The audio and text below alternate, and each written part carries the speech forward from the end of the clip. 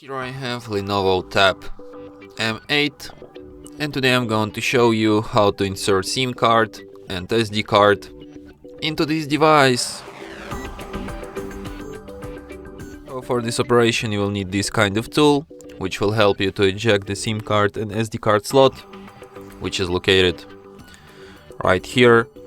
So what you have to do is to put this tool inside the hole on the slot, slightly press it, the slot will pop out. So here you can insert your SD card, and here you can insert your SIM card. And then put it back into your device, just like this.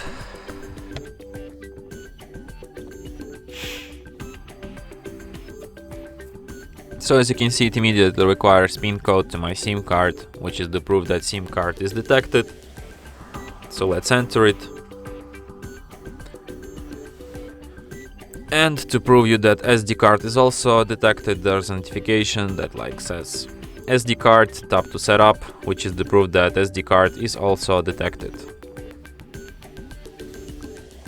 And that's it.